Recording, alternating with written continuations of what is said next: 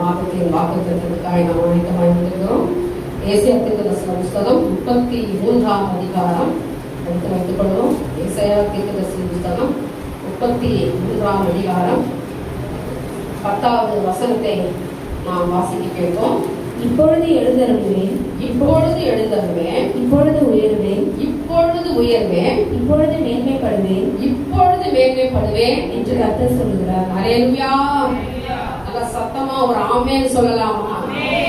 இப்பொழுது எழுந்தருளுவேன், இப்பொழுது உயர்வேன், இப்பொழுது மேன்மைப்படுவேன் என்று கர்த்தர் சொல்லுகிறார். இப்பொழுது அப்படின்னா நான் இப்போ இந்த நிமிஷம் இப்பதான் நானே சொல்லுவேன், போன் பண்ண இப்பதான் நான் எழுந்தேன், இப்பதான் நான் தூங்க போறேன், இப்பதான் கடைக்கு போயிட்டு வந்தேன், இப்பதான் சாப்பிட போறேன் அப்படின்னு நம்ம என்ன செய்யறோமோ செய்ய போறோமோ இதை பேசிக்கிட்டு இருக்கோமோ அதான் சொல்றது இப்பொழுது.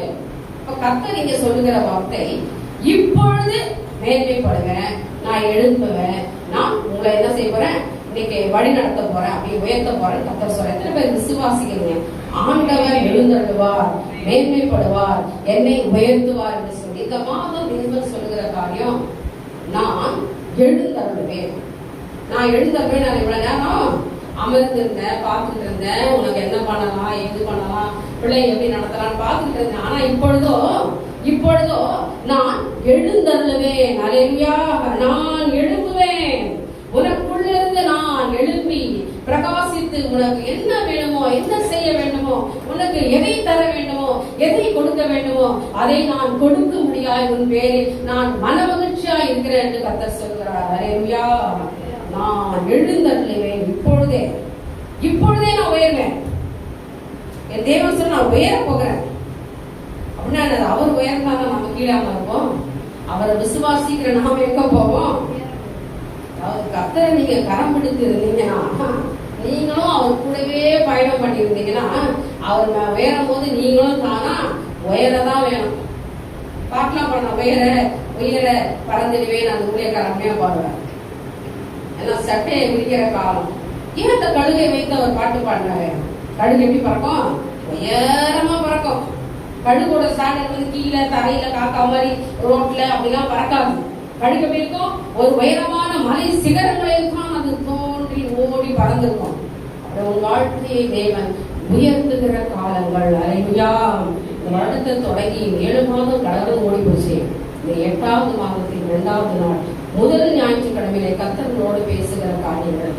நான் எழுந்தருளுவேன், நான் உயர்வேன், அடுத்ததாக நான் மேன்மைப்படுவேன். ஹல்லேலூயா. நான் உங்களை மேன்மைப்படுத்த போறேன் மக்கள், நான் உன்னை மேன்மைப்படுத்த போறேன். அப்படின்னு என்னதான் ஆண்டவர் செய்ய போறாரு?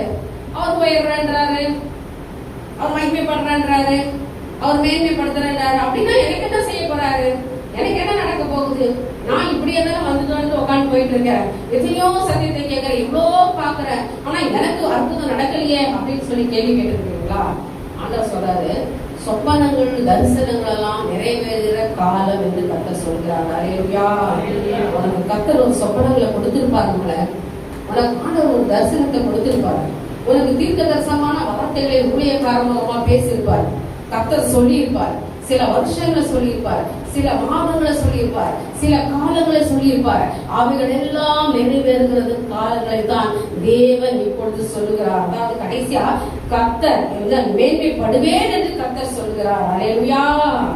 நான் எழுந்தருளி உயர்ந்து மேன்மைப்படுவேன் என்று கர்த்தர் சொல்லுகிறார். இதை குறித்து ஒரு திட்டங்களை வைத்திருக்கிறார். ஆனா இந்த 2 காரியங்களை நம்ம பார்த்து முடிக்க போகிறோம். அருமையான தேவனுடைய முதலாவதாக யோசுவாவின் புத்தகத்தை எடுத்து வைத்துக் கொள்ளுங்கள்.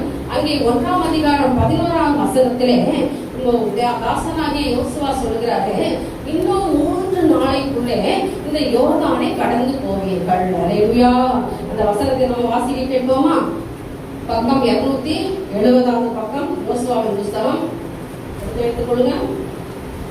நீங்கள் பாளையத்தில் முழுவதும் நடந்து போய் ஜனங்களை பார்த்து உங்களுக்கு போஜன பதார்த்தங்களை ஆயத்தம் பண்ணுங்கள். உங்கள் தேவனாகிய கர்த்தர் உங்களுக்கு சுதந்திரிக்க கொடுக்கும் தேசத்தை நீங்கள் சுதந்திரிக்க கொள்ளும்படிக்கு இன்னும் 3 நாளைக்குள்ளே இந்த யோர்தானை கடந்து போவீர்கள் என்று சொல்ல சொன்னார். ஆமென். ஹல்லேலூயா.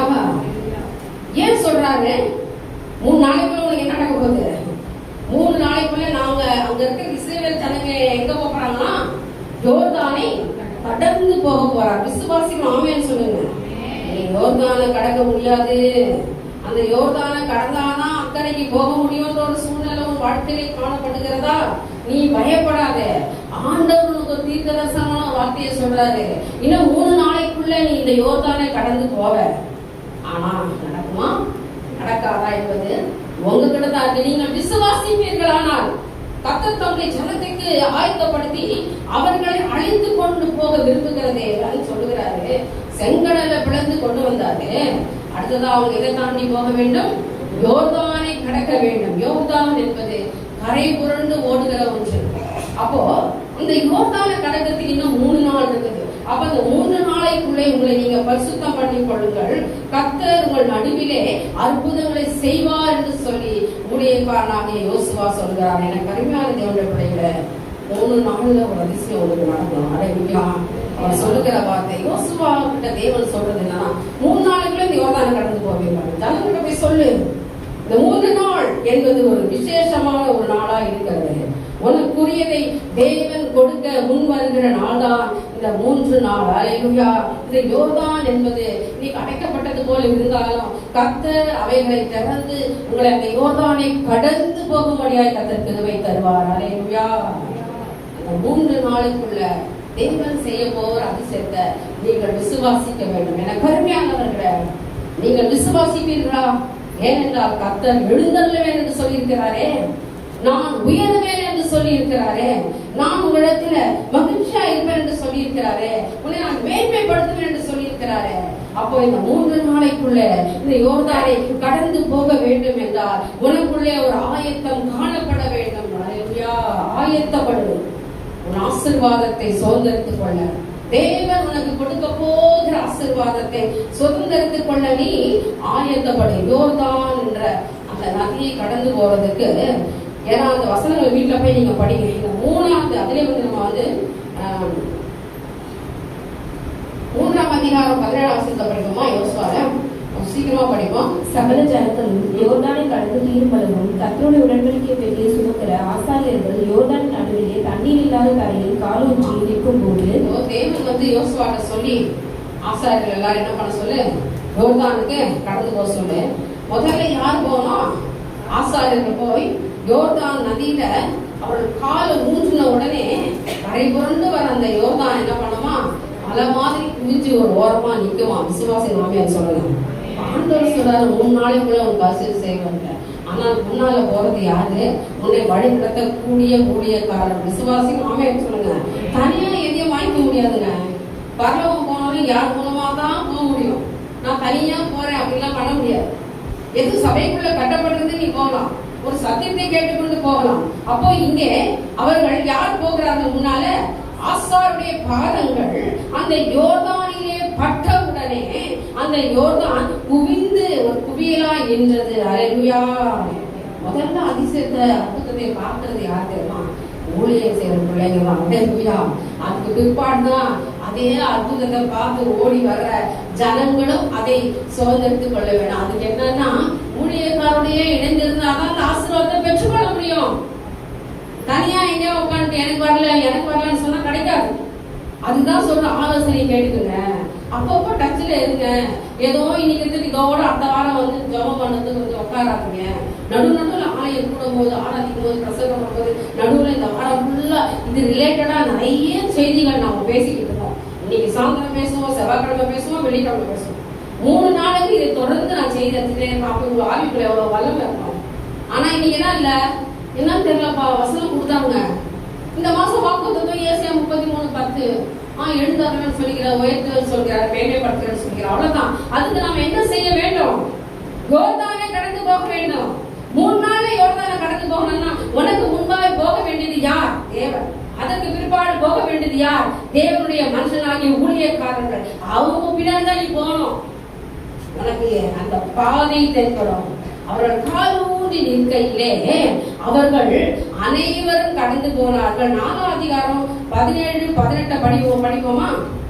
யோசுவா யோர்தானிலிருந்து கரையேறி வாருங்கள் என்று ஆசாரியர்களுக்கு கட்டளையிட்டார். அப்பொழுது கர்த்தருடைய உடன்படிக்கை பெட்டியை சுமக்கிற ஆசாரியர் யோர்தான் நடுவிலிருந்து ஏறி அவர்கள் உள்ளங்கால்கள் கரையில் ஊன்றின போது யோர்தானின் தண்ணீர்கள் தங்களிடத்துக்கு திரும்பின. புரிதமா? இப்போ காலை ஊன்றின ஊற்றினோடனே தண்ணி பிரிந்தது. ஜனங்கள் எல்லாம் யோர்தானை கடந்து தீர்ந்த பிற்பாடு யோசுவா சொல்றாரு, ஊழியக்காரங்களே நீங்க எல்லாம் என்ன பண்ணுங்க வாங்க அப்படின்னு சொன்ன உடனே அவரோட காலை அங்கிருந்து எடுத்த உடனே திரும்ப யோர்தான் என்ன பண்ணுது ஒன்றா அங்க பாருங்க எவ்வளவு கஷ்டம். எல்லாரும் கடந்து தீர்ந்த வரைக்கும் அவரை எல்லாரும் ஆசீர்வாதம் பெற்றுக் கொள்கிற வரைக்கும் இந்த ஊழியக்காரர்கள் ஓரமா அந்த இடத்துல கடற்கரையில அந்த நதியில அப்படியே காலூன்றி நிற்கிறார்கள். ஏன் நிற்கிறார்கள்? உடன்படிக்கை பெட்டியோட கூட நின்று கொண்டிருக்கிறார்கள். கர்த்தருடைய சமூகத்தோடு கூட உங்களுக்காக நின்று கொண்டிருக்கிறார்கள் என்பதை மறந்து போகாதீர்கள். என கருமையான தேவனுடைய பிள்ளைகளே, அப்படியே 4:24 படிப்போமா சீக்கிரமா.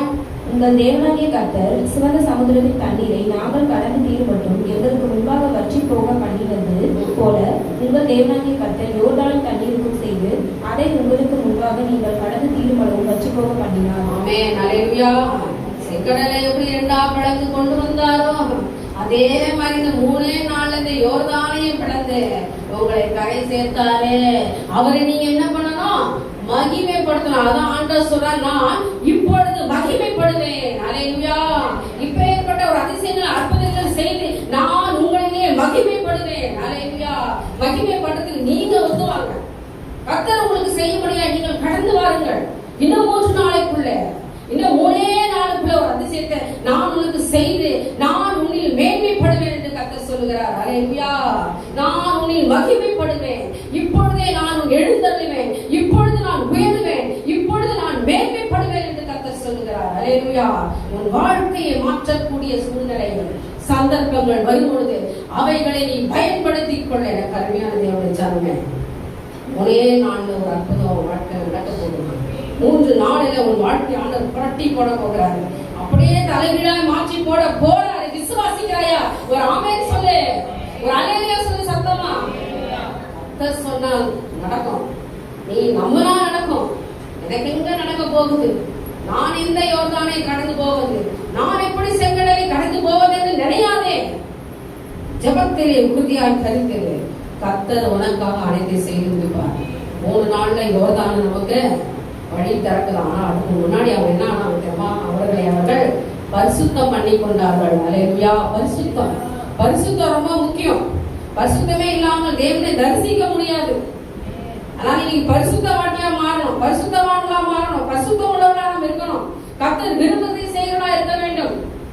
ஜெபம், உபவாசம், தசமபாகம், காணிக்கை, கர்த்தர் கொடுக்க வேண்டிய விஷயம், ஆலயத்திலே கூடுகிற விஷயம், இவை எல்லாவற்றிலும் நாம் தேவனுக்கு முன்பாக உண்மை உத்தமமா இருக்கும்போது கர்த்தர் நம்மளை இன்னும் ஆசீர்வதிக்கிற தேவனா இருக்கார். இந்த 3 நாள்ல யோர்தானை கடந்து நான் போவேன்.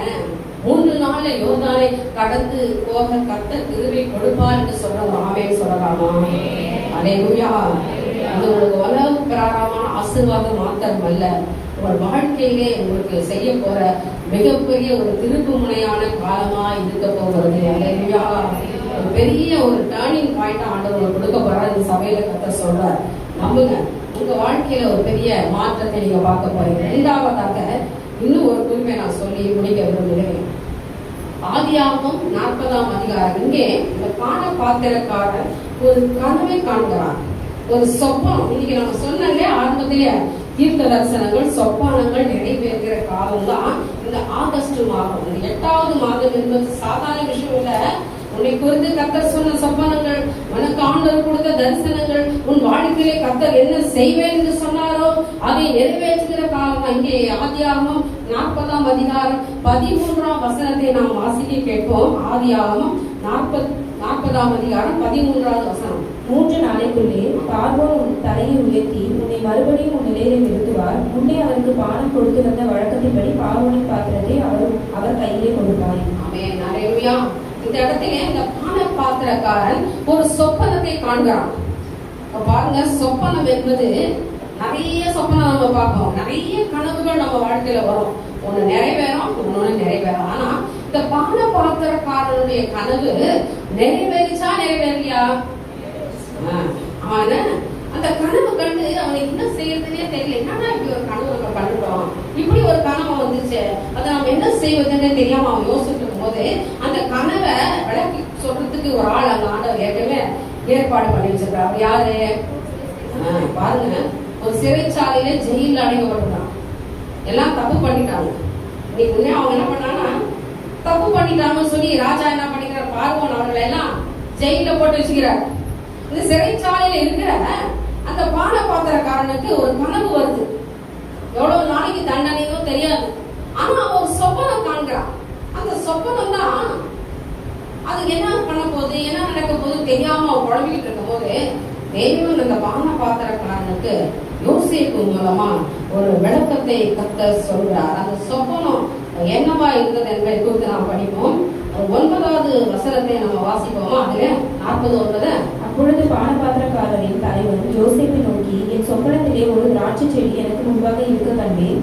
அந்த திராட்சை செடியிலே 3 கொடிகள் இருந்தது. அது துளிர்க்கிறதா இருந்தது. அதன் பூக்கள் மலர்ந்திருந்தது. அதன் குலைகள் பழுத்த பழங்களாய் இருந்தது. பார்வோனுடைய பாத்திரம் என் கையிலே இருந்தது. நான் அந்த பழங்களை பறித்து அவைகளை பார்வோனுடைய பாத்திரத்தில் குளிர்ந்து அந்த பாத்திரத்தை பார்வோனுடைய கையிலே கொடுத்தேன் என்று தன் சொப்பனத்தை சொன்னான். நம்ம சொல்றான், நான் கனவு கண்ட ஒரு கொடி திராட்சை கொடி, சொப்பனத்துல ஒரு திராட்சை செடி எனக்கு முன்பா இருந்துச்சு. அந்த செடியில 3 கொடி இருந்துச்சு. அது துளிக்கிறதா இருந்தது. அதுல பூக்கள் இருந்துச்சு. அதுல இருந்த பழங்கள் எல்லாம் பிடிந்து நான் அதை பார்வனுடைய கையில கொடுக்குற மாதிரி ஒரு கனவு கண்டேன். அதோட சொல்லல, இது மாதிரி ஒரு கனவு கண்டேன், அப்படி நடக்கிற மாதிரி ஒரு கனவு கண்டேன். அந்த கனவுக்கு என்ன அர்த்தம் தெரியல, என்ன அர்த்தம்னே தெரியல.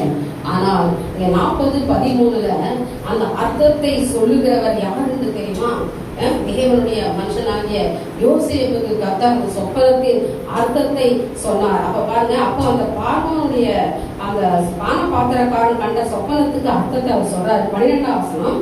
அதற்கு யோசேப்பு அந்த 3 கொடிகளும் 3 நாளாம் 3 நாளைக்குள்ளே பார்வோன் தலை உயர்த்தி உன்னை மறுபடியும் உன் நிலையிலே நிறுத்துவார். முன்னே அவருக்கு பானம் கொடுத்து வந்த வழக்கத்தின்படி பார்வோனின் பாத்திரத்தை அவர் கையிலே. ஆமென், அல்லேலூயா.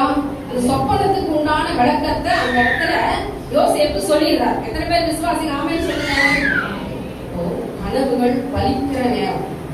நம்ம கண்ட வாழ்க்கையில நமக்கு ஆண்டவர் பல வருஷம் முன்னாடி சொல்லியிருப்பார், இது அதுகளை நான் செய்வேன், இப்படிலாம் இருக்க போதே, இப்படிதான் வாழ்க்கை இருக்க பார்ப்பேன், எல்லாம் நிறைவேற காலம். அதுதான் இன்னைக்கு சொல்லிட்டு இருக்காரு. அப்போ இந்த பான பாத்திரக்காரன் சிறைச்சாலையில இருக்கும் போது எவ்வளவு நாளும் அவன் சிறைச்சாலையில இருக்கிறானோ அவனுக்கு தெரியாது. ஆனா இந்த சொப்பனம் வருது. அப்ப யோசிப்பு சரி, இந்த 3 நாளைக்கு நீ எங்க போயிருவ? பார்வோன் கிட்ட நீ போய் உன்னை திரும்பமா நீ பார்வோன் கிட்ட போயிருவ. 3 நாளைக்குள்ளே உன்னை நான் என்ன செய்ய போறேன்? பார்வோன் கையில உன்னை உயர்த்த போறேன் அப்படின்னு சொல்றாரு. விசுவாசி ஆமென் சொல்லுங்க. ஆனா எப்படி நடக்கும்? திடீர்னு எப்படி பார்வோன் கூப்பிடுவாரு, திடீர்னு எப்படி செய்வாரு? ஆனா ஆண்டவரே அந்த சொப்பனத்தை கொடுக்குறாருன்னு சொன்னா பல திட்டங்களை வச்சுட்டு தான் அந்த சொப்பனத்தை கொடுப்பாரு. அல்லேலூயா. பாருங்க, அந்த பார்வோனுக்கு ஒரு பிறந்த நாள் வருதான். அது பார்வோன் ராஜாவுக்கு பிறந்த நாள் வருதான். இப்ப கூட எல்லாம் நடக்குது. எல்லா பிறந்த நாளுக்கு இருக்கிறவங்க எல்லாரும் இப்போ நடக்கும். சிறைச்சாலை இருக்கிறவங்க கொஞ்சம் பேர் ரிலீஸா பண்ணுவோம். அதே மாதிரி அந்த வாழ்க்கை அப்படி இருந்துட்டு பாத்தீங்களா? பார்வோனுடைய ஜனன நாள் வந்த பொழுதோ பார்வோன் இவனை தன்னுடைய ஸ்தானத்தில் திரும்பமாய் கொண்டு வந்து வைக்க வேண்டும் என்று பார்வோன் முன்னாலே நினைச்சு வைக்கிறார். அதை சொப்பனத்துல இந்த பான பாத்திரக்காரர்கள் தேவன் விளக்கிறாரு. இதனுடைய அர்த்தத்தை யோசேப்பு சொல்ல வைக்கிறார். இதுதாங்க வாழ்க்கை. விசுவாசிகள் சொல்லுங்க. 3 நாளைக்குள்ளே உன் வாழ்க்கையில உனக்கு ஒரு உயர்வை ஆண்டவர் கொடுக்க போகிறார். அல்லேலூயா. நீ இழந்து போயிட்டு அது போயிடுச்சு அந்த விட்டு, இனிமே அது வராது. நானே சிறைக்கு அடைக்கப்பட்ட மாதிரி இருக்கேன், அது நான் இழந்து போயிட்டேன், அது எனக்கு கிடைக்காது அப்படின்னு சொல்லி நினைக்கிறீங்களா? இந்த 3 நாளுக்குள்ள அவங்களே கூப்பிட்டு உங்க கையில கொடுத்துருவாங்க. அல்லேலூயா. நீங்க பெற்றுக் கொள்வீங்க. உங்க கரங்களில அது வந்து சேரும். இதான் மகளே, அது உனக்குரியது. இதான் மகனே, அது உனக்குரியது. நீ பெற்றுக்கொள், உன்னை ஆசீர்வதிக்கிறேன் என்று சொல்லப்படுற ஆண்டவர். அல்லேலூயா. சொன்னாரா செய்யா, சொன்னதை செய்யறாரா இல்லையா என்பதை அந்த வசனத்தை நம்ம படிக்க கேட்போம். பார்வோன் சமூகத்துல அவன் போய் நிற்கிறான் பாருங்க. 40:21 நாம் வாசிக்க கேட்போமா? 40:21. பானபாத்திரக்காரரின் தலைவனை வானம் கொடுக்கிற தன் உத்தியோகத்திலே மறுபடியும் வைத்தான். அந்தபடியே அவர் பார்வோனுடைய கையிலே பாத்திரத்தை கொடுத்தார். அல்லேலூயா. 3ஆவது நாள் அப்படின்னா என்னன்னா, 3ஆம் நாள் 20ஆவது வசனத்தை படிச்சா நமக்கு புரியும். 3ஆம் நாள் பார்வோனுடைய ஜன்ம நாளாய் இருந்து அவர் தன் ஊழியக்காரர் எல்லாருக்கும் விருது பண்ணி பானபாத்திரக்காரனுடைய தலைவன் தலையிலும் சுயபாகிகளுடைய தலைவன் தலையிலும் தன் உத்தியோகஸ்தரின் நடுவே உயர்த்தி பானபாத்திரக்காரனுக்கு திரும்பமா அந்த வேலையை கூப்பிட்டு கொடுத்துட்டான். விசுவாசி ஆமென் சொல்லுங்க. அவன் கண்ட கனவு அவனுக்கு பலிச்சாமா? கனவு கண்டே ஆனா அந்த பாவப்பாக்கனுடைய வாழ்க்கைய மாற்றத்துக்கு ஆண்டவர் அவனை வெளிப்படுத்தணும். அவனுடைய வாழ்க்கையில 3 நாளைக்கு அப்புறமா பார்வனுக்கு பிறந்த நாள் வரப்போறது என்பதை தேவன் அறிந்திருந்தாரு. ஆனா அந்த பாவப்பாக்கக்காரன் அறிந்தில்லை. கர்த்தர் அவன் வாழ்க்கையை மாற்ற தேவன் அறிந்திருந்தார். 3 நாளிலே அவன் எதை இழந்தானோ, எது அவனை விட்டு போச்சோ, எந்த இடத்துல அவன் அவமானப்பட்டானோ, எங்க கேவலப்பட்டானோ, எங்க கண்ணீரோட இருந்தானோ, எந்த இடத்துல அவமானப்பட்டானோ அந்த இடத்துல அவனை தூக்கிட்டு வந்து திரும்பமா பழைய இடத்துல அவனை படம் உட்கார வச்சார். விசுவாசி ஆமே சொல்லுங்க. ஆண்டவரால் முடியுமா? முடியாதா? அதுதான் கர்த்தர் சொல்றார், நான் எழுந்தருளுவேன். அல்லேலூயா. நான் எழுந்தருளுவேன் மகளே, உனக்காக நான் அற்புதம் செய்யும்படியா இப்பொழுதே நான் எழுந்தருளுவேன், இப்பொழுதே நான் உயர்வேன், இப்பொழுதே நான் மகிமைப்படுவேன் என்று கர்த்தர் சொல்கிறார். அல்லேலூயா. நான் 3 நாளைக்குள்ளே யோர்தானை கடந்து போக செய்கிற தேவனாய் இருக்கிறேன். இந்த 3 நாளைக்குள்ள திரும்பமாய் நான் உனக்கு ஒரு சாதத்தை கொடுக்கிற தேவனா இருக்கிறேன். 3 நாள் போதுங்க உங்க வாழ்க்கையை மாற்றத்துக்கு. விசுவாசி ஆமென் சொல்லுங்க. இழந்து போனது எல்லாம் பெற்றுக் கொள்வார். கர்த்தரோட உயர்த்துவார். ஆண்டவர் சொல்றாரு, அதுக்குதான் கர்த்தர் சொல்லி என்னிடத்துல மனமகிழ்ச்சியா இரு. அவர் சொல்றாரு, கர்த்தரிடத்துல எப்படி இருக்கணும்? மனமகிழ்ச்சியா இருக்கணும். சங்கீதம் 37:4 சொல்லுது, கர்த்தரிடத்துல மனமகிழ்ச்சியா இரு, அவர் உன் இருதயத்தின் வேண்டுதலை உனக்கு அருள் செய்வார். அல்லேலூயா. அவர் அருள்வார்மா, அவர் கொடுப்பாரு, அவர் தருவாரு. அவர் இல்லைன்னு சொல்ற தேவன் இல்ல. எந்த பிரச்சனையா இருந்தாலும் அவர் மாற்றுவாரு. ஏனென்றால் எல்லாரையும் தேவன் ஆசீர்வதிக்க விரும்புகிறாரு. இஸ்ரவேலின் தேவன் உங்கள் நடுவில் இருக்கிறார். அல்லேலூயா. உங்க நடுவுல தான் நான் நிக்கிறேன், உங்க கூட தான் நான் நிக்கிறேன். யோர்தானை கடக்கணும்னா நான் உங்க கூட இருக்கணும். நீங்க செங்கடலை கடக்கணும்னா தேவன் நம்ம கூட இருக்கணும். அவர் சொல்றார், நான் உன் கூட இருக்கிறேன், உன் நடுவில் இருக்கிறேன், உன்னை நான் அதிசயங்களையும் அற்புதங்களையும் காண செய்வேன். அல்லேலூயா. சில வேளையில அவன் நினைச்சது நடக்காம போகும்போது நமக்கு கவலையா இருக்கும். எத்தனை பேர் இந்த மாதிரிலாம் நிறைய காரியம் நடந்து சொல்லுங்க. எல்லாருக்குமே நடந்து போல நம்ம நினைச்சிருப்போம், ஒன்னு ஆசைப்பட்டிருப்போம், ஒன்னு பெற்றுக்கணும், அப்ப கிடைக்கணும்னு நினைச்சிருப்போம். சில நேரங்கள் அதை நம்ம கைவிட்டு போவோம். நிறைய காரியங்கள மனசு கவலையா இருக்கும். ஆனா ஆண்டவர் அதை நமக்கு நன்மையா தான் செஞ்சிருக்கிறான்னு நினைச்சோம்னா ஏற்றுக்க முடியும். அப்படிதான் என்னோட ஒரு சகோதரர் சொன்னார். அவர் வெளிநாட்டுல அவங்க அகல பார்க்க போயிருந்தாங்க. அவங்க வெளிநாட்டுலயே போனாலும் அந்த இடத்துல கொஞ்சம் அந்த தேசத்துல கொஞ்சம் காடு பகுதி இருக்கலாம். அவர் வாக்கிங் போறதுக்கு போவார். ஆனா அந்த இடத்துல முதலைகள் நிறைய வருவான். அதுதான் வாக்கிங் ஸ்டிக் வச்சுட்டு போவாங்க. அவர் தினந்தோறும் நடந்து போயிட்டு வர்றதுதானாமா. ஆனா போகும்போதெல்லாம் வர சொல்லுமா, பார்த்து போவேன் அடி. ஏன்னா என்ன வரும், அந்த நடந்து போற இடத்துல முதலைகள் நிறைய காணப்படமா. அங்கேயே போட்டுருப்பாங்க, ஜாக்கிரதை முதலைகள் வரும், பாதுகாப்பா போவாங்க. இதுதான் முதல்ல டெய்லியா போகும்போது எப்போதான் அது என்ன பண்ணுமா, போற வரவங்கள பாதிப்புப்படுத்தும்ன்றது அவங்க எச்சரிக்கை போட்டிருப்பாங்க. அதனால அவர் சில காலம் அங்க போய் அந்த தேசத்துல கனடா பக்கத்துல இருக்கிற ஒரு ஊர், அந்த ஊர்ல தங்கி இருக்கும் போது அப்படிதான் நடந்து போயிட்டே இருந்தாங்க.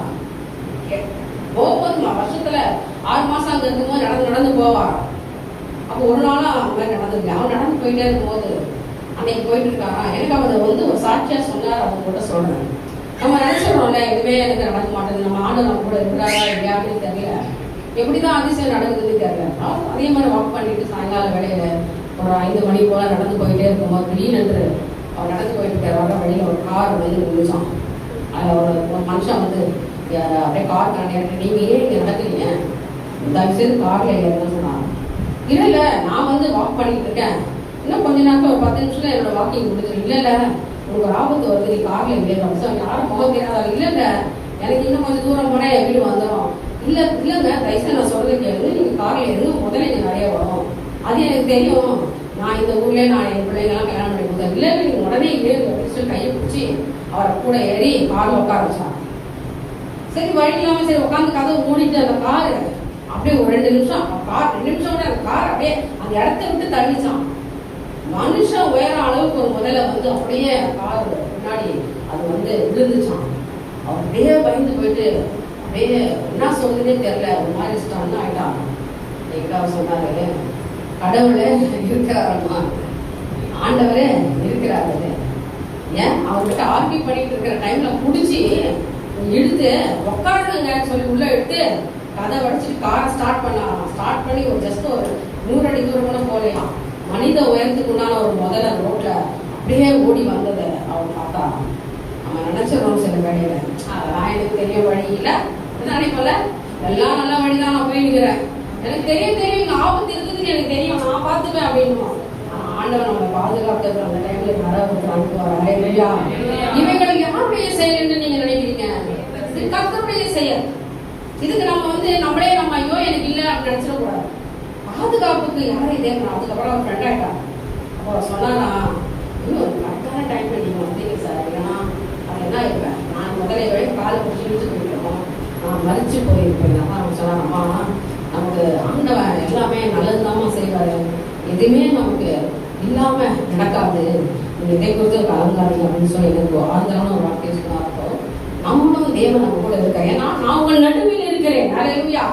பாதுகாப்புக்கு நான் எப்ப வேணாலும் உன்னை பாதுகாக்க நான் தன்னுடைய பிள்ளைகளை அனுப்பி, ஊழியர்களை அனுப்பி, தூதர்களை அனுப்பி உன்னை விடுவிக்க முடியும் என்பதை நீங்கள் விசுவாசிக்க வேண்டும். எனக்கு அருமையானவர்களே, இந்த மாதிரி அதிசயத்தெல்லாம் நம்ம நிறைய பார்த்துக்கிட்டே இருக்கணும்.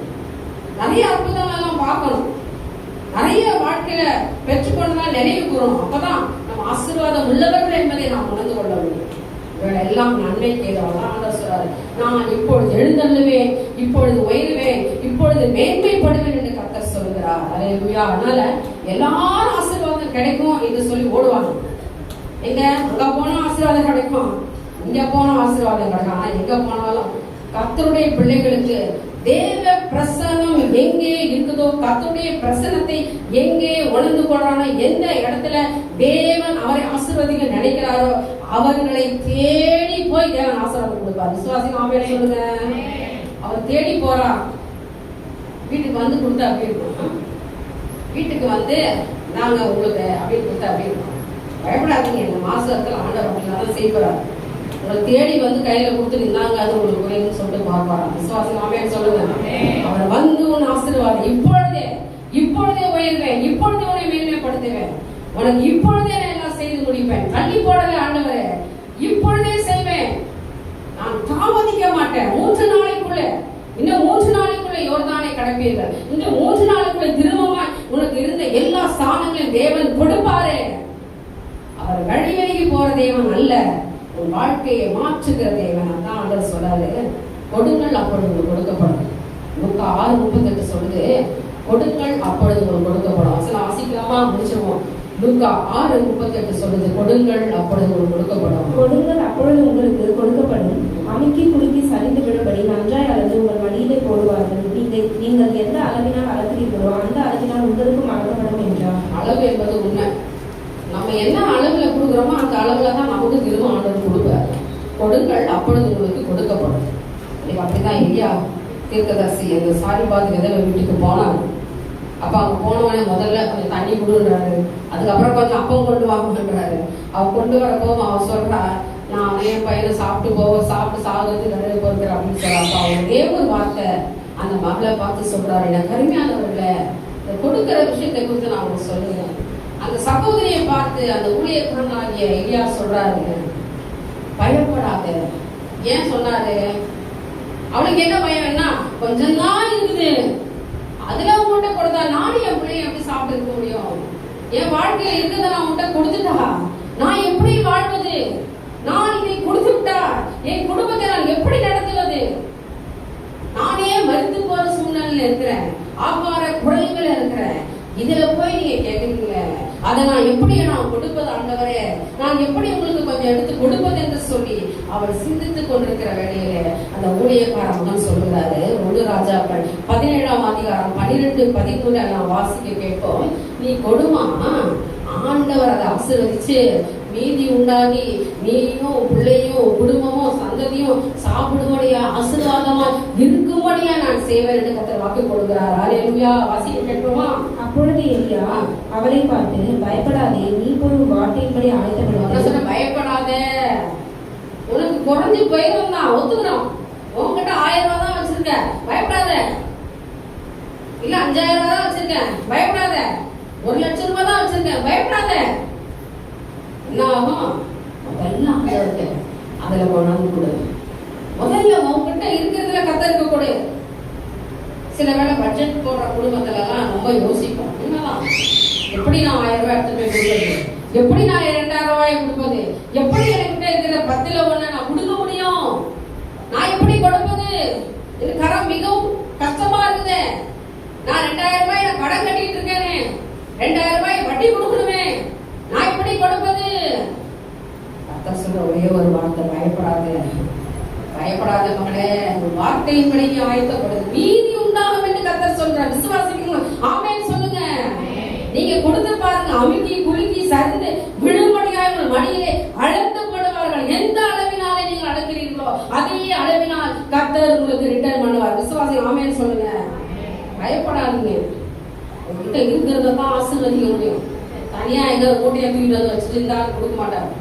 நீ கொடுத்து பாரு, உன்னை எப்படி ஆண்டவர் ஆசீர்வதிக்கிறார். நீ கர்த்தர் சொல்றவாங்க, நாம் எழுந்தருளுவேன் இருக்கார். அதனாலதான் உங்களுக்கு ஆணித்தரமா சொல்றேன், நான் மேன்மைப்படுவேன் என்று சொல்றாரு, நான் உயர்வேன் என்று சொல்கிறார். அப்போ இவர் எல்லாம் நிறைவேற்ற வேண்டும். சில நாட்கள்ல, சில காலங்கள்ல ஒரு வாழ்க்கையில ஒரு மாற்றத்தை கர்த்தர் கொடுக்க விரும்புகிறார். அல்லேலூயா. எல்லாவற்றும் ஒரு மாற்றத்தை கர்த்தர் கொடுக்கும் பொழுது, தேவன் உங்களை ஆசீர்வதிக்கும் பொழுது, நீங்கள் உங்கள்கிட்ட இருக்கிற குறையெல்லாம் நிறைவாக்கி உங்களுக்கு அதிசயத்தை அற்புதத்தை செய்வார். உங்களை தேடி வந்து உங்க வீட்டுல வந்து இருந்தாங்க உங்களுக்கு சொல்லி கொடுத்துட்டு போகலாம். விசுவாசம் ஆமென் சொல்லுங்க. இழந்து போனதை ரெட்டிப்பாய் பெற்றுக் கொள்வீர்கள். அல்லேலூயா. காரணம் கர்த்தர் எழுந்தருள போகிறார். உனக்காக தேவன் எழுந்தருள போகிறார். உன் குடும்பத்துக்காக தேவன் உன்னை மேன்மைப்படுத்த போகிறார். உன் பேரை கர்த்தர் பெருமைப்படுத்த போகிறார். இன்றைக்கு உன்னை நான் உயர்த்துவேன். இப்பொழுதே நான் உயர்வேன். ஆண்டவர் உயர்ந்துட்டாருன்னா, அவர் எழுந்துட்டாருன்னா, அவர் மேன்மைப்பட்டாருன்னா, அவன் எல்லாரும் மேன்மைப்படும்படியான ஒரு ஆசீர்வாதத்தை கர்த்தர் கொடுப்பார். அல்லேலூயா. எத்தனை பேர் விசுவாசம் ஆமென் சொல்லலாம்? வசனங்கள்ல ஒரு பலமே இருக்குது. கர்த்தர் கொடுத்த வாக்குத்தத்தங்களை ருசிக்க வேண்டும். சில காரியங்கள் நமக்கு தீங்கா நடக்கிற மாதிரி தெரியும் பொழுது அவைகளை நாம் நன்மையாக ஏற்றுக்கொள்வோமே, ஆனால் அவைகளிலிருந்து நாம் ஆசீர்வாதத்தை பெற்றுக்கொள்ள முடியும். அல்லேலூயா. அதனால பயப்படாதீர்கள். கர்த்தர் உங்களுக்கு பெரிய காரியம். கர்த்தருக்கு எப்படி இருக்கணுமா? மன மகிழ்ச்சியா சந்தோஷமா இருக்கணும். சும்மா துக்கமா உட்கார்ந்துட்டு பிரச்சனையா பார்த்துட்டு இருக்க கூடாது. எல்லாவற்றையும் எடுத்துப்பட்டு நீங்க விசுவாசோட ஜெபம், ஆண்டவரே இன்னைக்கு நீங்க இந்த வாக்கு கொடுத்தீங்க, 3 நாளைக்குள்ள இழந்து போன அடைக்கப்பட்டிருந்த அந்த பான பாத்திரக்காரனுடைய வாழ்க்கையை மாற்றினீர் அல்லவா? என் வாழ்க்கையை மாற்ற முடியாதப்பா. யோர்தானை 3 நாள கடந்து போக செய்ய உமால முடியும்னு சொன்னா, எனக்கு முன்பா இருக்கிற அடைக்கப்பட்டிருக்கிற அந்த யோர்தானை திறந்து அனுப்ப உமால முடியாத ஆண்டவரே. நீ விசுவாசிப்பாய், ஆனால் நீ தேவனுடைய மகிமை காண்பாய். அல்லேலூயா. விசுவாசிக்கிறவனுக்கு எல்லாம் நடக்கும். அல்லேலூயா. கர்த்தர் செய்வார், என் தேவன் அருள்வார். நீங்கள் நம்புங்க, ஆசீர்வாதத்தை பெற்றுக்கொள்ளுங்க. நாம் ஜெபிக்கலாமா? கண்களை மூடுவோம். துதிகள் மத்தியில வாசம் பண்ணுகிற தேவனே, அருமையான மனமகிழ்ச்சி காலை வேலைக்காய் நன்றி செலுத்தின ராஜா. என்னோட நீங்க பேசியிருக்கிறீங்க ஆண்டவரே. இப்பொழுதே நான் உயர்வேன் என்று சொல்லியிருக்கீங்க ஆண்டவரே. இப்பொழுதே உங்களை மேன்மைப்படுத்துவேன், இப்பொழுதே நான் உன்னை உயர்த்துவேன் என்று சொல்லியிருக்கீங்கப்பா ஆண்டவரே. நீர் எங்களுக்கு எல்லாவற்றையும் செய்ய போறீங்க. இந்த மாதத்திலே எங்களுடைய குறைகள் எல்லாம் நிறைவாக்க போறதுக்காக நன்றி நன்றி நன்றி நன்றி நன்றி ராஜா. சில காலங்கள்ல நாங்கள் வேதனைப்பட்டது உண்டு, கஷ்டப்பட்டது உண்டு. இன்றைக்கும் எங்கள் தேவன் எங்களை உயர்த்துங்க. எங்களை அப்பா சாட்சியுள்ள பிள்ளைகளா வாழ வைங்க. அதனால சத்தியத்தை கேட்ட ஒவ்வொரு பிள்ளைகளுக்காக சோத்திரம். சத்தியத்தை அறிவீர்கள், சத்தியம் உங்களை விடுதலையாக்கும் என்று சொன்னீங்க. விடுதலை பெற்றுக்கொள்ளவர்களாய் மாற்றுவீராக. என் தேவன் பெரிய காரியங்களை செய்வீராக. ஒவ்வொருத்தரையும் தேவன் ஆசீர்வதிக்க வழி நடத்துங்க. இயேசுவின் மூலம் ஜெபிக்கிறேன், நல்ல பிதாவே. ஆமென்.